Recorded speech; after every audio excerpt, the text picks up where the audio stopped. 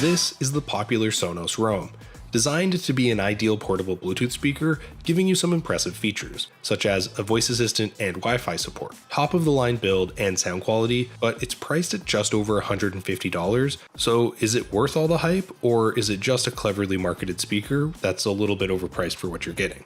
Well, for starters, the Sonos Roam comes in a very compact design that's made for on-the-go use. It can be placed horizontally or vertically, and it's available in black and white variants depending on your preference. Its 430 gram weight makes it feel sturdy without being excessively heavy, so it remains portable, lightweight, and I found it easy to carry in one hand or to store in a bag. I was impressed with the build quality, which features a robust plastic frame and grille, along with silicone end caps, which are rated for impact resistance and they enhance the durability. In my opinion, this is one of the better looking and feeling portable Bluetooth speakers I've tested. It also comes with an IPX67 waterproof rating to completely insulate the speaker from moisture and dust, so it's perfect for outdoor use. I think the control layout is intuitive and it offers some functionality. It has tactile volume up and down buttons which audibly chime when you make an adjustment, and a microphone mute button, a play pause button which skips tracks or restarts songs with multiple presses, and holding down on this button also allows you to transfer audio between your speaker and other Sonos products using ultrasonic frequencies,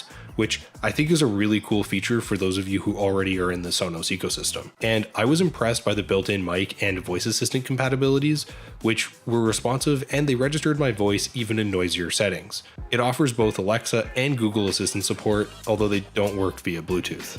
Speaking of Bluetooth, it comes with a reliable 5.0 connection, along with onboard Apple AirPlay 2 compatibility. You get low latency, so video and audio are synchronized, although it doesn't seem to perform as well with Android products. Unfortunately, it lacks multi-point pairing, so you can only pair a single device to it. It delivers some versatility with the Wi-Fi connection to enable voice assistant, and automatically switches to Bluetooth when you move out of your home's range for convenience. Unlike the comparable Sonos Move, it can also be paired with multiple units for parties and be able to play in multiple rooms. Unfortunately, I think the mediocre battery performance is a notable weakness.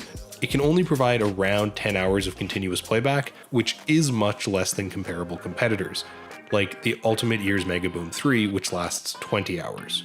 Plus, the battery drains even faster if you're listening at higher volumes.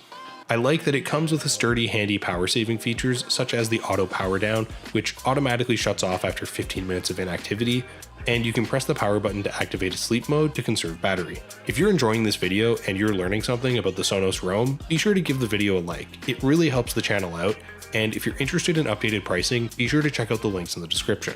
It comes with a single driver to produce higher range frequencies, and a custom racetrack subwoofer to deliver some low end. Each is powered separately by a Class H amplifier for solid audio output. I was impressed with how well it sounds, and it reproduces a wide tonal range with respectable accuracy to satisfy most listeners. The overall sound profile is relatively neutral with a slight emphasis on the low end, which should suit a wide spectrum of audio content without being overpowering. The mid-range response noticeably adds some warmth, and while the treble lacks some presence, it's not overly rolled off or harsh sounding, which sounds nice. I would have liked to see better sound detail, isolation, and clarity, but the audio doesn't sound boxed in.